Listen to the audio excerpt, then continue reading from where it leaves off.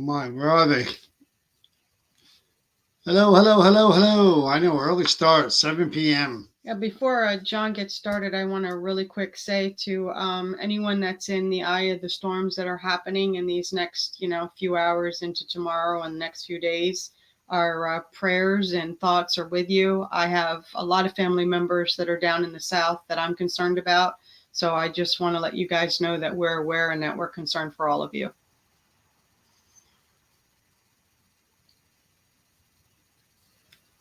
So, how's everyone? How's everyone?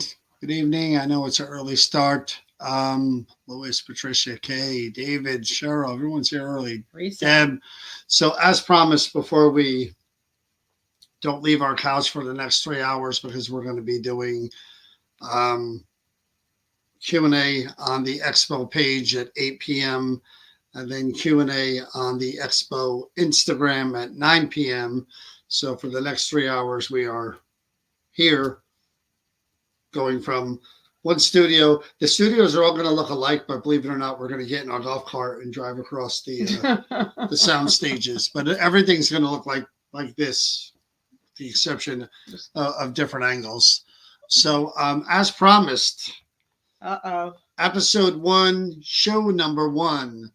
From almost 8 years ago. Now, the way we got involved with Woodbridge Cable Access was because we were doing the expo, and they had approached us and said, "What do you think about doing your own show?" And we said, "Well, what does that look like?" We thought it was going to be like Ghost Hunters, where we would go out and they would film us and all that good stuff. But they're like, "No, it needs to be in a studio." So we're like, well, how do we make that happen? Where every weekend we're in the studio and we have to invite people in, and that's where I first started cutting clips I'd already been doing it for events, but for these shows, I started cutting clips, and when we featured a building, it was clips and hopefully some interviews. Then there were shows that were just interviews. But with the first one, we had never been on really TV before. No, the whole studio effect was completely new to us and a little intimidating, I might say.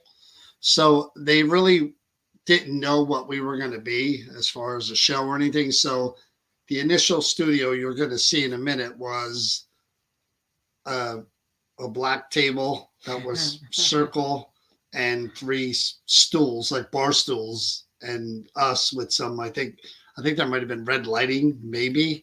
It was bare bones, baby.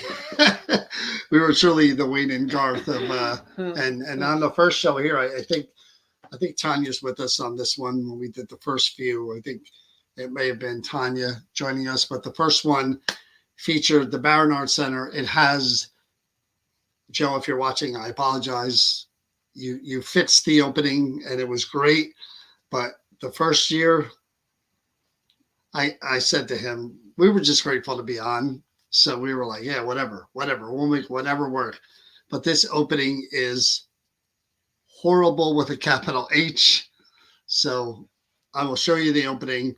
This is Barron Arts Center, which we had been at many, many times. We decided to do it for the opening pilot episode of New Jersey Paranormal. So I'll start it off. We'll do some commentary, but here we go. Watch this cringe opening. We'll watch it together. Oh, do we have to?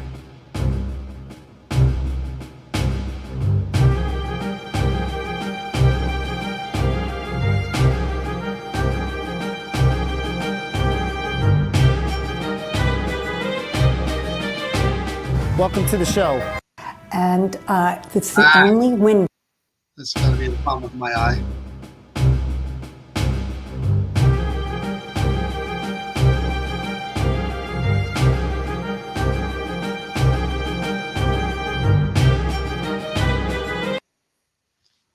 So that was the opening.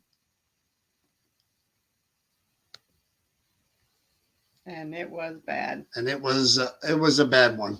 So we were just, again, grateful to be there. Joe had never really worked on anything paranormal.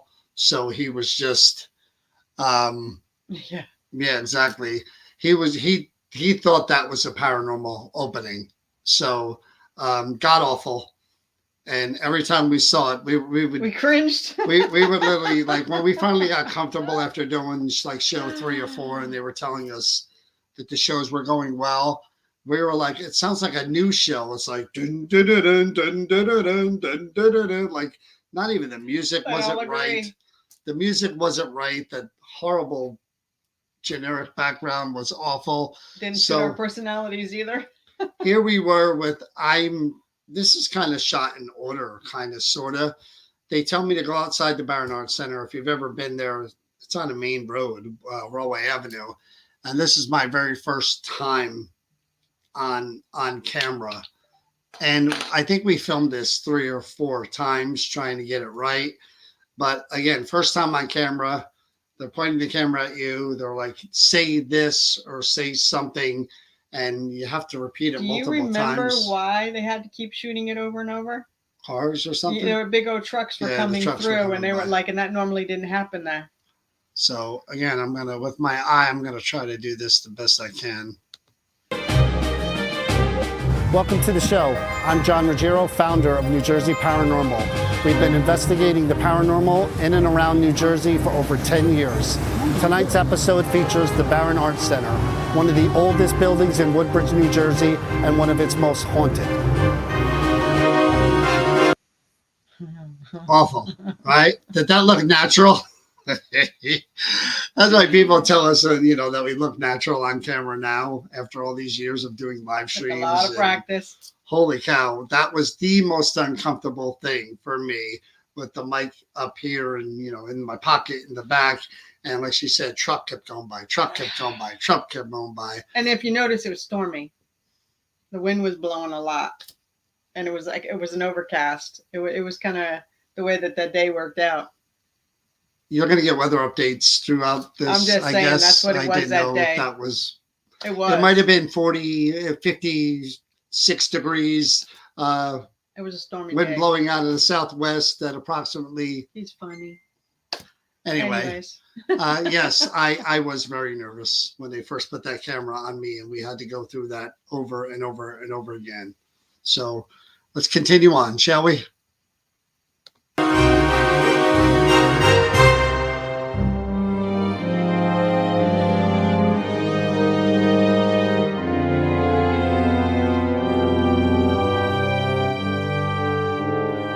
Hello, I'm Brenda Brenda Velasquez.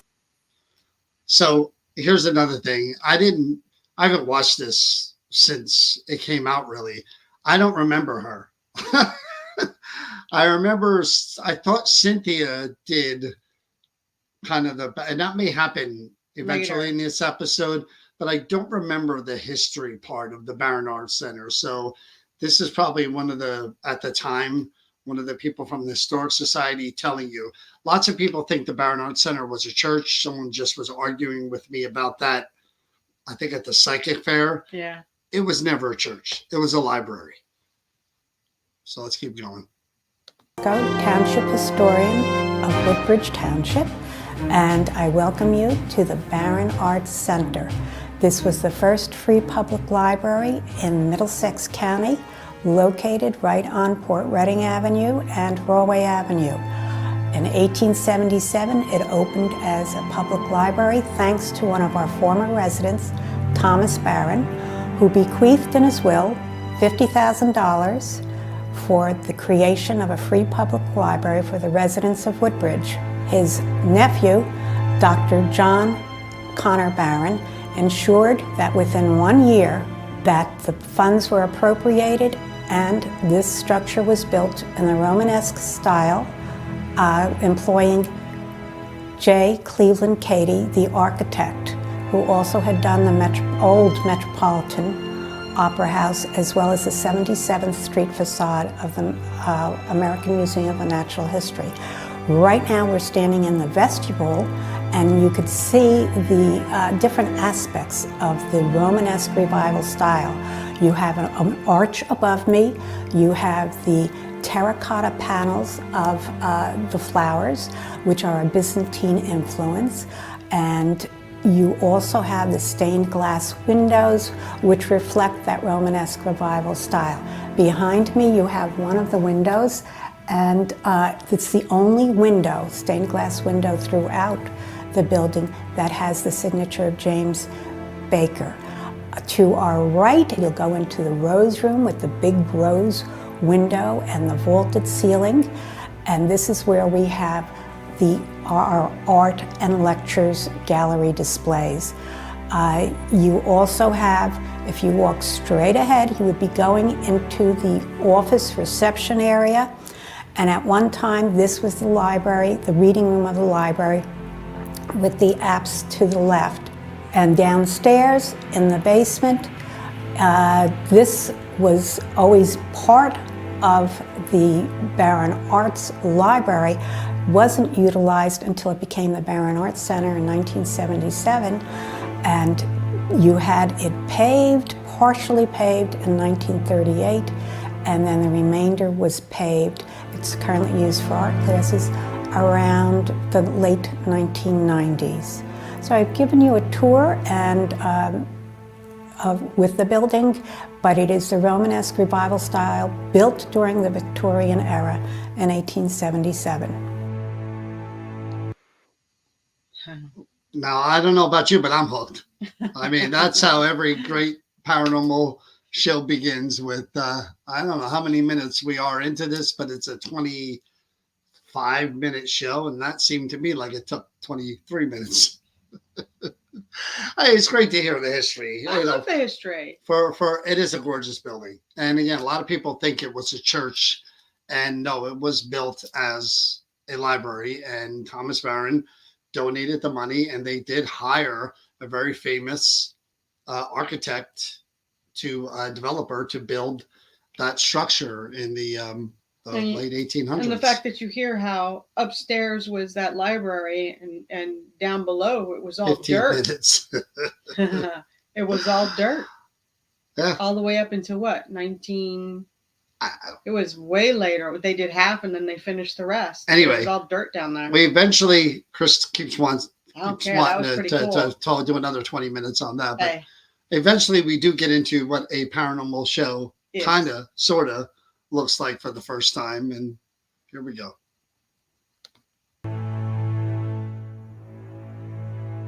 Hi, I'm here with Cynthia Knight, director of... All right. That's our studio. It was literally a room there's a red light in the back there. You can see I'm backlit. Here's the black table. That's just a circle table with the black cloth over it. And there's bar stools that we're sitting on. That's it. And again, this changed once they saw that people were watching and people in the township were talking about it. You'll see as we move along here when things change and they kind of throw a little more behind it. But this is me now with Cynthia Knight, who is, if you're staring at the screen, Cynthia's on the left. And to the right is a dear friend of ours, Connie, who used to work there. And we love Connie. We miss Connie. But these were the people that we knew when we first started. Seance table. But yes, bare bones to say the least. So I do the intros, and I think we tell some stories about the paranormal happenings. The Barron Arts Center, and Connie Widmer, administrative assistant. Cynthia, you've been with the Barron Arts Center for 15 years. Yes, I've been there for 15 years. And at what point did you start experiencing strange occurrences at the Barron Arts Center? It's about 4 months after I was there, I started seeing things moved. And I'm not talking just like a pen from here to there. If you had a big plant that was on top of your desk, it'd be moved to the other side of the room. Or we would just have things missing. And, you know, they were there and they would be missing for a couple of days. And then they would all of a sudden show up in the most unlikely place to find them. We had a volunteer who had antique bell choir music and she needed copies for her church. We ran them for her. Then she forgot to take the sheet. We went down to remove the sheet to be copied and it was gone. Our program coordinator proceeded to go through all bags of recyclable materials, tearing everything apart. It was nowhere to be found. 3 days later, the paperwork appears not under the flap, on top of the copier. Was not there. Everyone checked, and our program coordinator was thorough in saying it had to be here. It would just come back. Of course, then I would just say, leave me alone. Were there any other things? Bumps Early on? Yeah, there were like, at first I used to think that maybe it was the artwork or it being an old building, you know, things adjusting.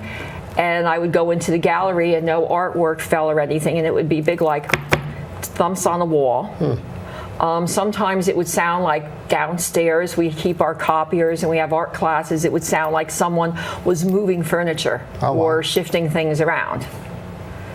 And things like that just happened. I just accepted it, and after a while I would just say, well, just leave me alone. And you know, you try to, and it was funny because if you tried to ignore it, then it would happen more. Okay. The alarm system would go off for no reason, and in the beginning it was going off a lot. That I even asked the old director, and he says, no, it doesn't go off that much. So when the alarm system goes off, they call you. At the same time, they're calling the Woodbridge police.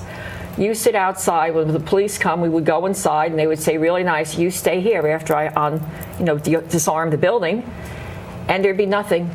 So these are motion sensors that are going off inside the building when nobody's there. Right, and they're downstairs. They're in the gallery because a lot of times we have expensive art, so we have a liability and insurance things, and we're covered. So they're pretty accurate. And so then through the years, did you experience more? Were there different types of? There would be a lot of things along that way. We would hear different taps. You know, one time I was downstairs, you know, in a room and doing some things, and then all of a sudden there was a loud like banging on the door, like people wanted to get in. And I says, okay, I'll be right up. And I come up, and the only two people in the building are myself, Connie, and Brandon, our program coordinator. I says, what's the matter? Do you need me for something?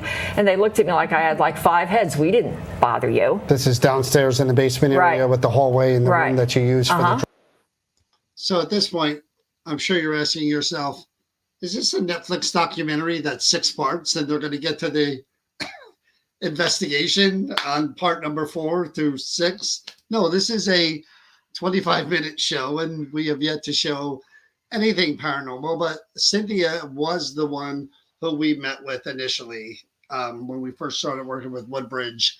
And Cynthia is the director still of the Barron Arts Center, and she experienced a lot there. She was the one who told us things were moving around and she was in the bathroom. I don't know if she mentions that, and she heard Not yet. knocking when she, and the water was on the one time, and she saw full body apparition. I don't know if she mentions all that. I know Connie is just waiting to speak, but yes, this is a 25-minute show, and What year was this? this was, if I had to guess, Quite a while ago. 2016, maybe 2015. Okay, like it. People like it. That's good. So there'll be another 20 minutes of Cynthia. No, I'm kidding. Well, let's see where this goes, because even I don't know where this goes from here. I don't know if Connie, I think Connie says one or two things, maybe. Yeah, she does. Yeah.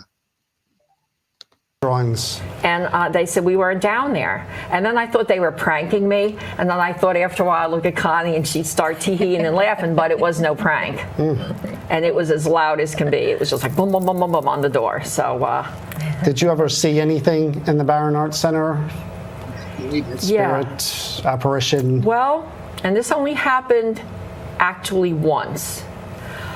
When I first started working there, I was getting known in the community. So a lot of my daytime hours I would spend visiting different businesses. Hi, this is who I am, you know, being known in the community. Then I would go back and I would begin work at maybe 5 or 6 o'clock at night. So I would be there sometime till like about 9, but it didn't happen like on that night.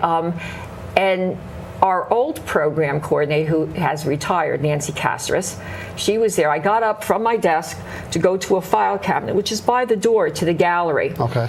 And I saw a gentleman dressed like in full period clothes, almost like Quaker type clothes, with his hands behind his back. And when I was going over there and he saw me, he did one big step and he crossed the entrance to the gallery, to the main part of the art center. So at this, I was in such a hurry, under deadline. I went and I grabbed my papers, and I'm going, who was that? So I said to Nancy, did you ever? She goes, oh no, people talked all the time about people being in here, about spirits. And now keep in mind, Nancy worked for the township 30 years. Right. She said, I never saw anything. I said, well, let me tell you something. I just saw something. So you were sitting at your desk, and your desk faces that way, the but gallery. it didn't make itself known till I was from my desk to almost by where the file cabinet is, Okay. which is what, about 10, 12 feet? About that. Yeah. And did it disappear? Did it? Oh, I didn't go in there to follow. He kind of saw me, and it was almost, I thought, like he wanted to be seen. So he did kind of look at you and acknowledge you. He acknowledged me, then he took the big step where you couldn't see him anymore. So I just kept on saying to myself, don't bother me, I have a lot of work to do. You know, when you see things like that, I don't know. I've never seen, we have had people that took pictures during the train show of children watching the trains, and in the photographs there would be these orbs above the kids' heads, and I don't know if they could have been, but someone told me they were probably something of a spiritual effect. And it just wasn't one person. When people would come and show me the pictures from the train show, they were present, and everyone's. And I tried playing around with the lights to see maybe it was our lighting, but we don't have really lights on for the train show overhead. Well, what about you, Connie? You've been there a number of years. Have you 5 years ever now. experienced Let me anything? just share with you that when I go in the morning, because I've heard these stories, I always say good morning. Okay, I really smart. do. That's smart. I do. Nobody ever answers me.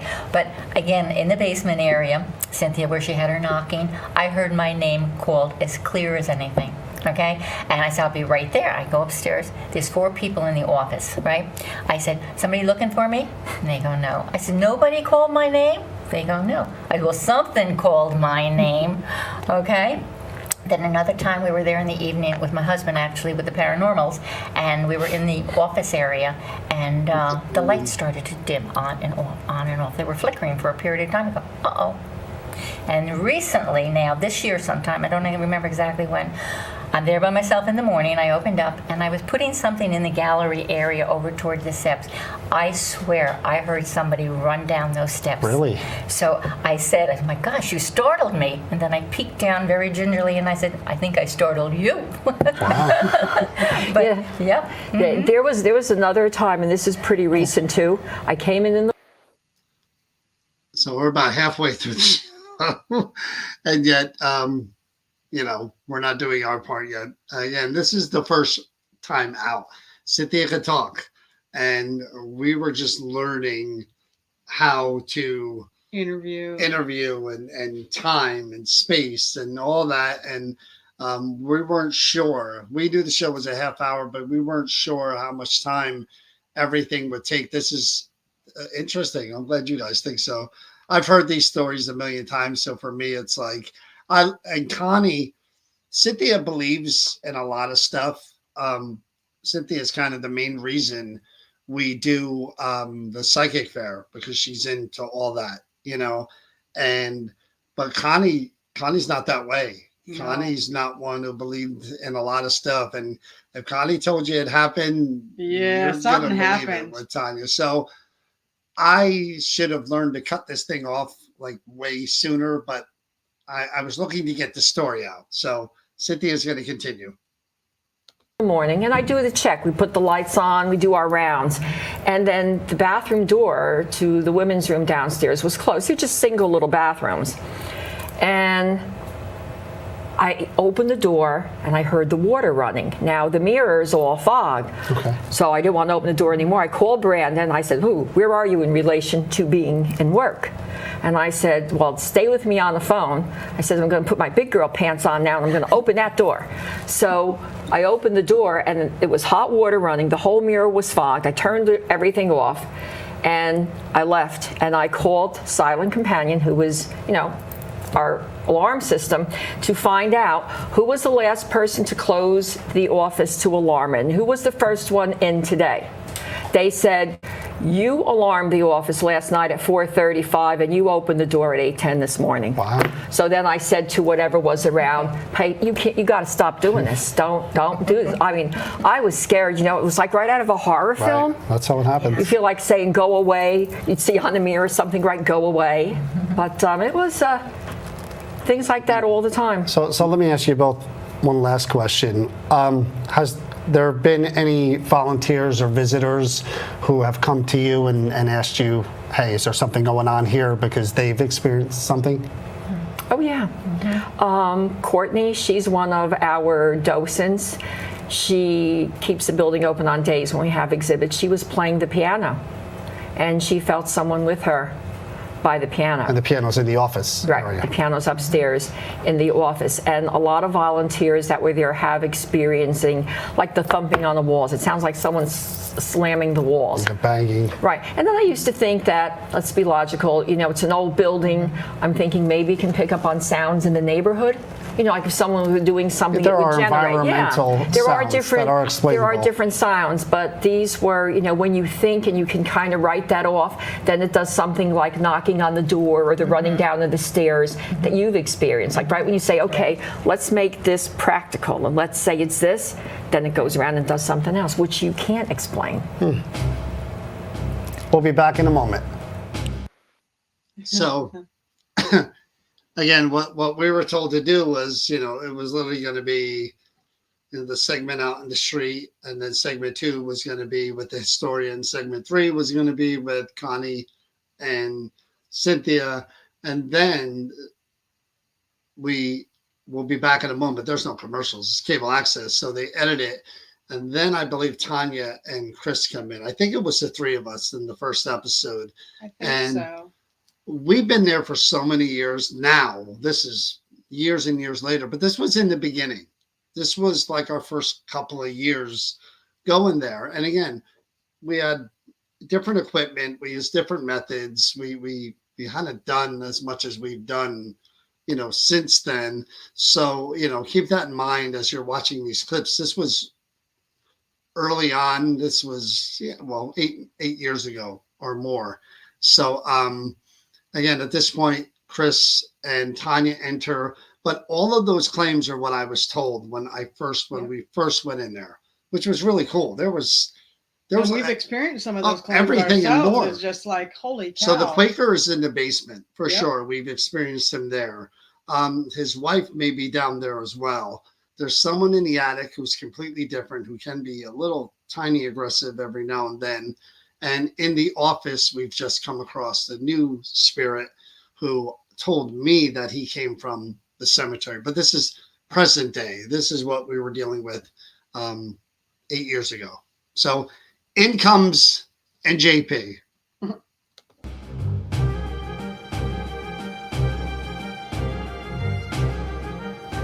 I'm here with the other members of New Jersey Paranormal, Chris and Tanya. We're going to review the evidence that we captured from our investigation in the Barron Art Center. Tanya, you want to start with the first clip? Sure. The first clip is in the gallery. They had a lot of claims. A lot of the volunteers were claiming to hear bangs. Courtney, in particular, said she heard a loud bang. And when we did our investigation, we were able to validate her claim. Okay, I'll play that clip.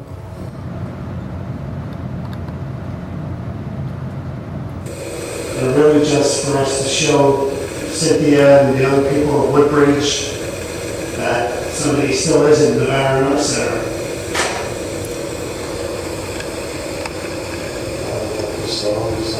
I heard that pretty clear, too. So that came through clear. So there you go. You get to see this is me, Tanya, and Chris for the first time sitting, and state of the art. We have our laptop, and we actually had a problem. Remember, the laptop had a logo on it. Yeah, they So had to cover. It's like it was a lot of They stuff. had to keep covering the laptop because I would actually I would click the clip. I clicked the clip. We were watching them on the laptop screen, but then they edit it so that you could see them On the big screen, yeah. on TV, and then we would comment on that. But in that first clip, again, one of the things they heard was banging in the gallery, and we were able to validate that right away. And again, you're gonna notice really bad video because this is again 8 years ago. We were using handheld Sony night vision Wow. cameras. It seems like it's longer than that. They were not HD. They were not 4K. They were just IR, and the quality was not great at all for what we could afford, So that's clip number one. Hey, John McGinnis. Johnny McGinnis gets to see us at our worst. Sitting there, and it was sort of right next to me, and that wasn't the only time we heard it. It happened actually a few times during the course of our investigation. So that was one we were definitely able to validate because we experienced it. Well, the other great thing on the second clip, we were able to validate, Cynthia had actually made a statement that she... By the way, look at the hair. Notice anything different? Old Blondie back then, huh? That's when she was trying the blonde thing. I don't know. I hadn't dyed my hair yet.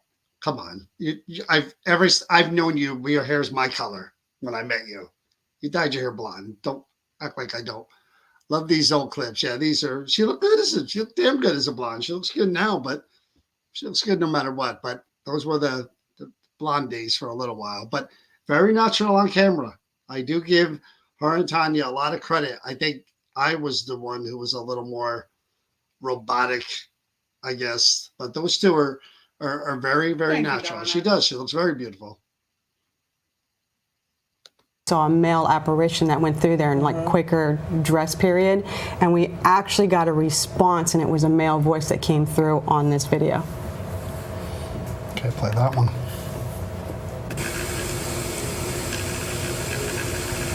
Are you one of the artists of one of these paintings?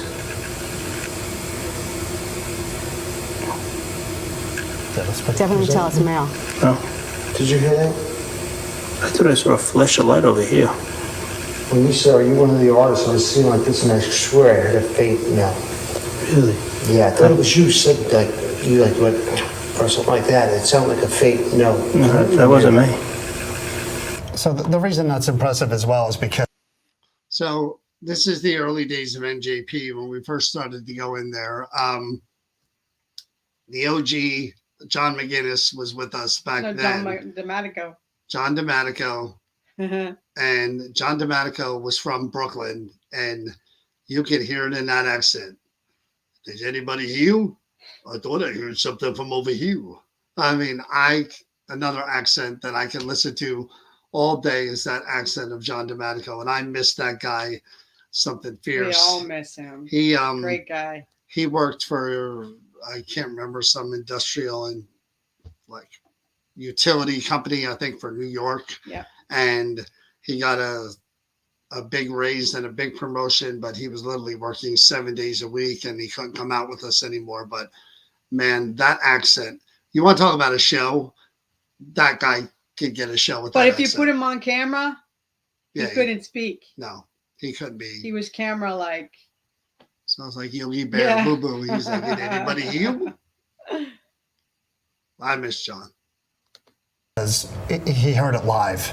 doesn't Usually happen too often. EVPs are captured on recorder later, during review. That was actually a live voice that we were able to hear. The third clip here actually takes place in the basement. We have a motion sensor down there that we set up, and it was actually going off making noises. So one of our investigators asked, should I go down and check it out? When I reviewed this clip, I actually heard not just a male voice, but I heard a female voice as well. And that's that one one- of the reports that they have is there's a male down in the basement and a female down in the basement. Right. And at the time of this clip, there's nobody downstairs. No, we're all upstairs in the gallery, so this is two voices. You want me to go down and turn your camera?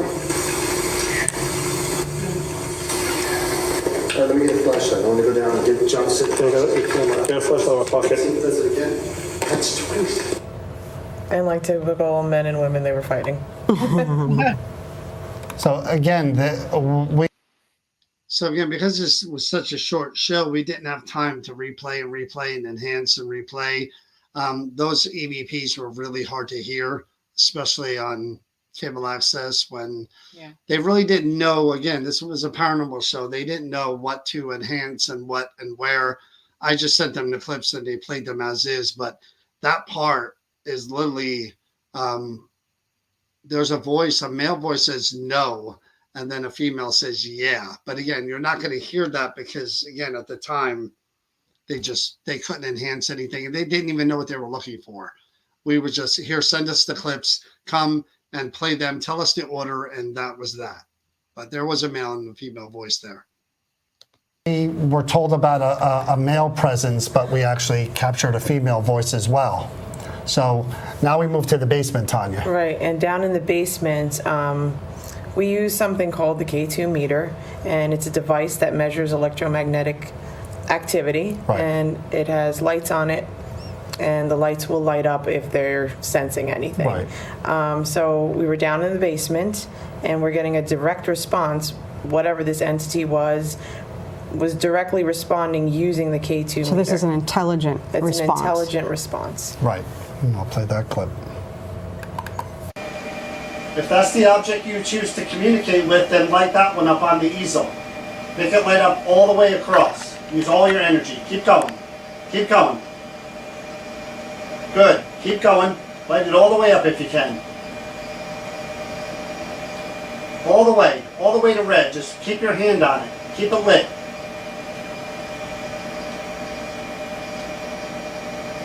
Good.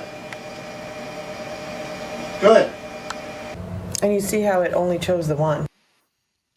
It was bare bones back then. I think we had like 3 K2 meters,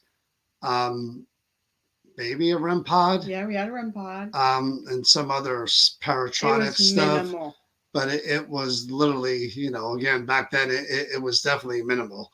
And that K2 meter was in a corner where people had seen things and heard things, and we have since, of course. But that was, yes, the basics.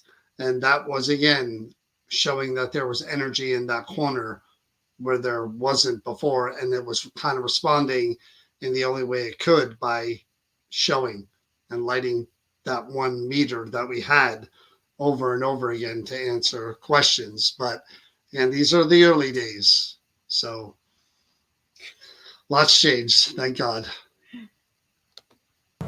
That's the thing. We use several different devices during the course of investigation, trying to figure out which one the spirit is going to use to try to intelligently communicate with us. It proved it was the K2. Well, it's funny too because we got such a good response off of that. We continued using the K2, and we actually got a much stronger response when John actually asked a question, a direct question, got a response. Have you been here a really long time?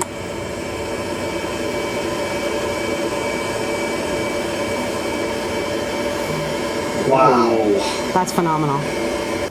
See, but when we're communicating, we're trying to get information because we can't see the spirit. We, most cases, can't hear the spirit. So we try to ask a lot of questions to try to get more information. I can hear It's like- Deb right now. It's like watching Scooby-Doo the high school years. It's like, you watch back and you a K2 meter again, and that was back then. That was kind of cool, It was Thank you, it was Donna. just, you ask for something to happen, and it happens, and you're still, even to this day, I'm kind of like that, sort of, kind of, but like on camera, hey, could you light that up in my hand? Yeah, wow. Now I say holy yes. I've graduated to cussing, but all right, let's keep going. About who it is. That building's been there for a very long time. It's right across the street from a cemetery. We're not really sure who's there and why they're there. So in the next clip here, one of the other methods that we use to try to communicate with spirits is a technique called the flashlight technique. You guys are aware that we take the flashlights, 2 of them, we screw them enough so that they're just off. Okay. I didn't realize this was part of this, but it's good that it is, because again, this shows the early days and the early methods. Shows the growth. Well, back then, everybody, and I mean everybody, was using what was referred to as the flashlight method. And this is why I can make the correlation and show you how cool what happened at the Creeper Gallery a few weeks back is, because the flashlights we use at the Creeper Gallery are push button. You have to push them on, push them off. These flashlights and these clips are called mag lights. If you don't know what a mag light is a twist flashlight. Twist it on, you can make it brighter, twist it off, it turns off. Now, back in those days when we were doing this, everybody was doing this. They would twist the mag light until it just came on, and they would twist it back 1/4 inch so that if you placed it on a flat surface and you tapped it with your finger, the light would come on. If you tapped it again, the light would go off. At first, it really seemed like it was a legitimate method, because the lights were literally, it seemed like they were going on command. And everybody was using this until people came out and debunked it and proved that it really wasn't spirit touching it, that after a while these flashlights would heat up and they would expand and the lights would just come on their own. But I gotta tell you, there were times where, because the way we would do this, and I don't know if it's going to show in this, the Ghost Hunters did it a lot. Amy Bruni did it a lot. The way we did this, as we would anything to try to prove or disprove it, is we wouldn't just use one flashlight. We use 2 side by side. Yep. And if one went on, we would ask them to confirm it by lighting up the other one as well.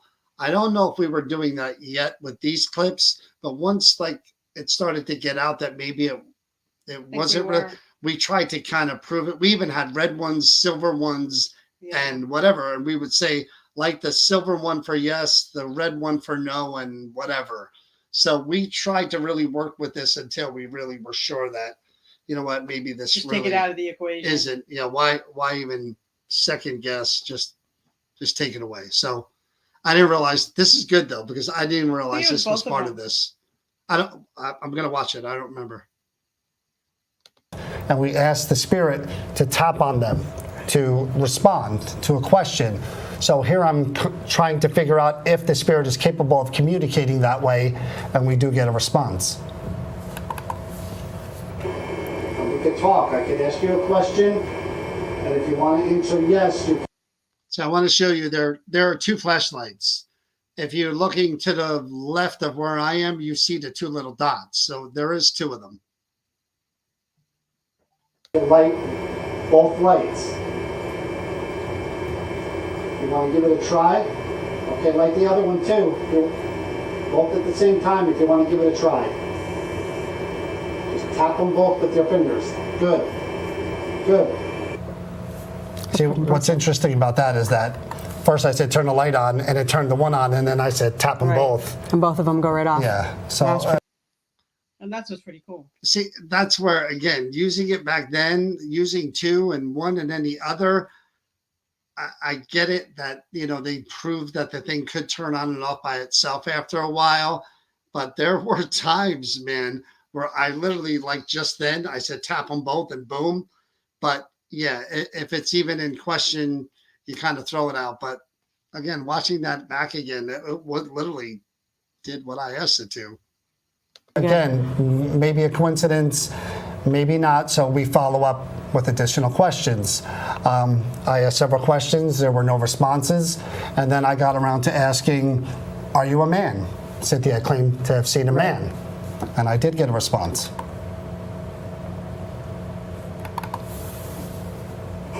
Are you a man? That was like quick. The other light again, silver light. To confirm that answer, please. Are you a man? Doesn't matter, old man, young man, middle-aged man. Okay, good. So there you see now direct responses on 2 pieces of equipment. And we also did capture some audio recordings as well. Well, what's really good about this next clip is that, we hear a lot of people say about the claims of what they've heard or what happens, and we were actually able to catch something on film that actually substantiated what's happening in the basement when Cynthia and them use the bathroom if there's a knock, or there's, like Connie said, that her name had been called, and you specifically had asked something to knock, and we actually got a live response to that. Yeah, we tried to duplicate the claim, and Cynthia claims to have been alone, and that this knock came on the bathroom door. Somebody knocked. So here we are sitting in one area, nobody else in the building, and I asked whoever it was to duplicate that, and you see the clip. I mean, I've heard that you've knocked on the door there in the bathroom when Courtney was in there. Cynthia. So you can't be that shy. Did you just hear that? Yeah. There was a knock to my left. And that's the hallway where the bathrooms That's are. the hallway, yep. And really cool when you're talking about something and it happens, because that's literally like somebody listening and somebody doing it. You know what I mean? And it don't get better than that. I mean, I just did the knocking thing at Camp Evans the last time we were there, and I got knockbacks in the room behind me. So that's another kind of coincidental but not type of thing if you're going boom boom and you're hearing boom boom behind you or down the hall from you. So kind of cool. But again, we're speeding through these clips now because we knew after the break how long we had, and we knew there was a ton of clips. So we're not really commenting that long. We're just like, here's on. Next clip. Keep You going. can see it did this and blah blah blah blah blah. Next clip. Because we're literally told, you guys, you got whatever, how many minutes to do this. So go.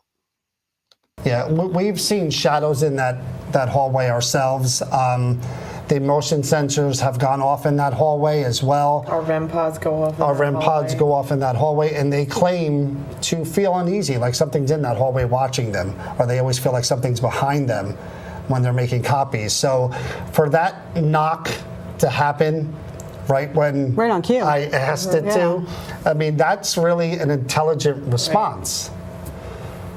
So this next clip, again, we're down in the basement, and you could sense, the tension building down there. Kind of wanted us to go. Activity was happening. So It's like we a asked. Change in the atmosphere, right? Changing the atmosphere. Yeah. We asked, do you want us to leave? And we got a response.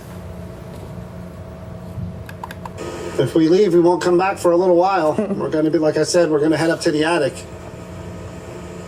You okay with that? We're trying to talk to the other inhabitants. I was almost like, okay, good riddance. Yeah. Maybe we won't leave then. Look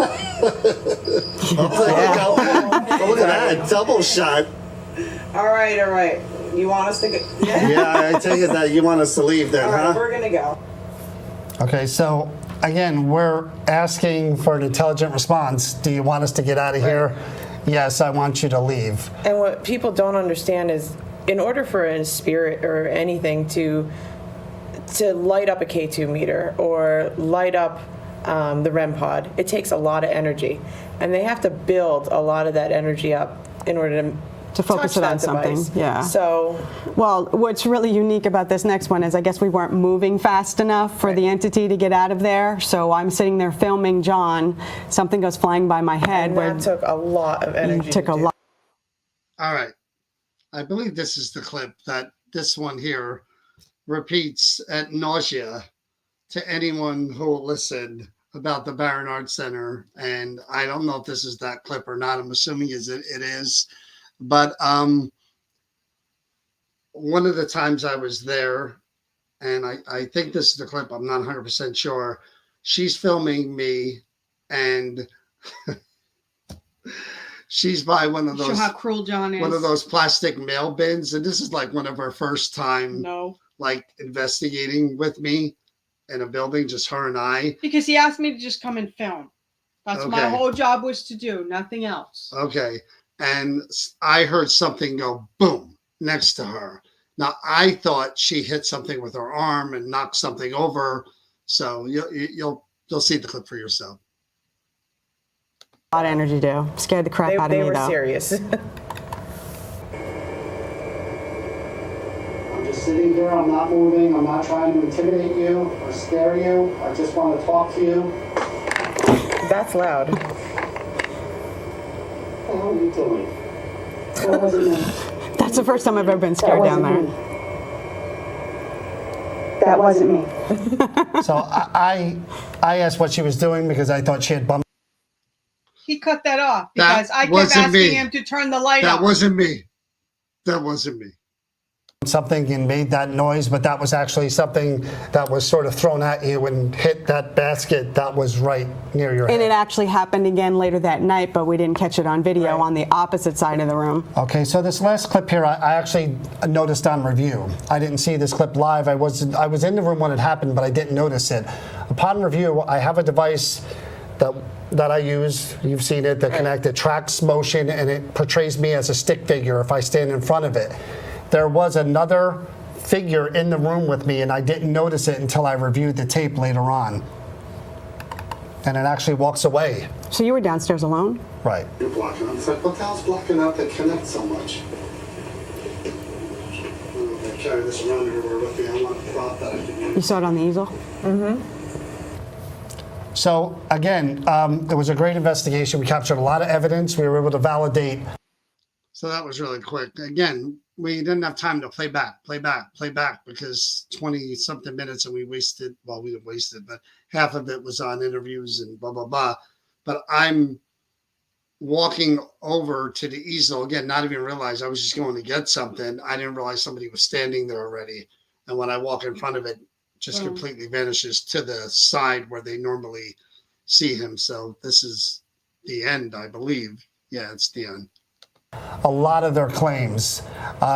In my opinion, there is something. definitely. There's something. In the And it's Barron Arts intelligent. It's intelligent. Yeah, it's definitely. So again, I think there is something there. I think what Cynthia's saying is true, and I can't wait to get back there. Me either. So it was a good investigation, everyone. Thank you for watching New Jersey Paranormal.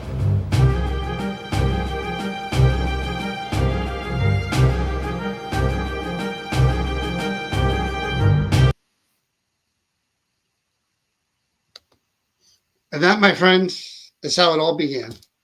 I know I'm using my laptop camera. That's why it's not so great, not so clear. But what he cut off on that last video where something went flying by my head was me begging him to turn the light on, and he would not move to turn the light on.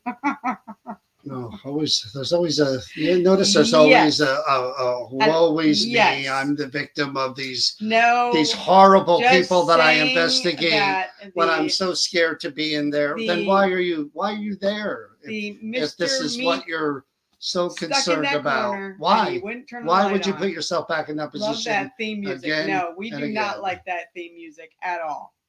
That theme music was awful. And when we get into the when they finally figured out that, hey, people were watching this and talking about this, which is down the road, you're going to see a brand new intro that we filmed new music that a friend of ours created that was, we couldn't use anything copyrighted.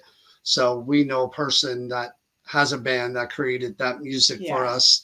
And that music was we were afraid, again, we were afraid to say anything. We just wanted to continue with the show. The issue was, again, everything had to be related to the studio. So every show that was planned either had to have clips like we just did, where we talked about it, or I had to get a guest to come into the studio. And it was during the week at like 1 o'clock in the afternoon. So as you watch these shows going forward, think of how hard that was to do. And the only thing that stopped that was COVID. And then we stopped filming and we never went back.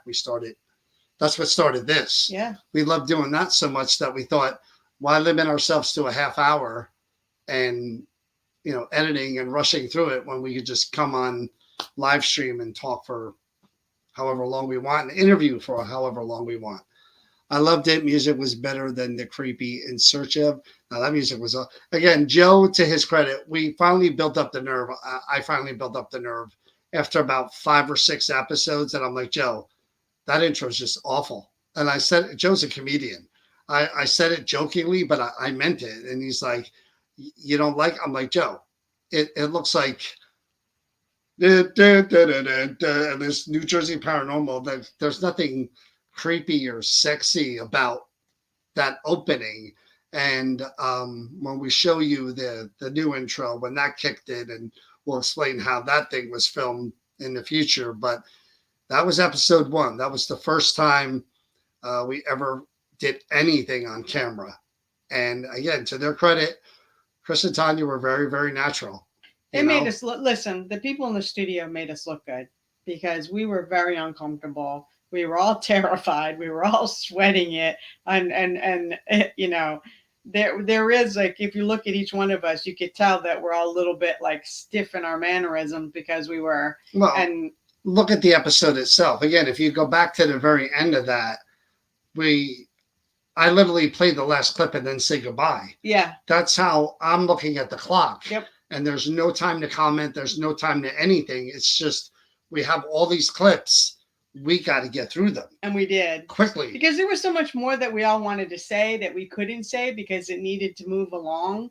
And like I said, that time frame was in such a small amount of time to get that out as quick as we could. But I'll tell you what, though, I do. Having to try to be paired, and all we knew was that we were going to take turns doing the clips. And John kind of led us and which clips were coming up before, we had to do our little bits. But the little antidotes and stuff in between kind of helped out. Yeah, it was fun. But anyway, that is it for tonight. Tomorrow night we are going out to a comedy club. First time in a long time we've done that. Saturday night is the John Inskeep event. I've never been.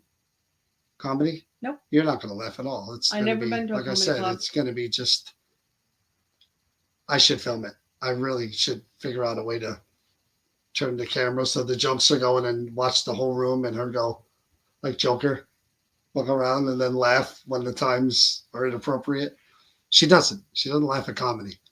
But anyway, yes, Saturday, John Inskeep will be there. Love that place. You never know. We've got new gadgets that we're bringing with us. Just got them today.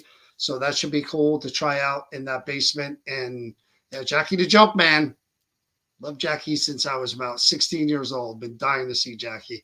But anyway, we're going to jump over to New Jersey Para Unity Expo, do a whole nother update for an hour over there, and then on Instagram, New Jersey Para Unity. So we will see you guys probably Sunday or Monday. There will be another Creeper Gallery, but it won't be till next week because busy. So now we're going on to the New Jersey Para Unity Expo. We're gonna get in our golf cart. We're gonna jump right over head to over that to that one studio. So and do all things about information about the expo. Thanks for watching, guys. We'll see you soon. Have a good night. Be safe, stay healthy, and be kind.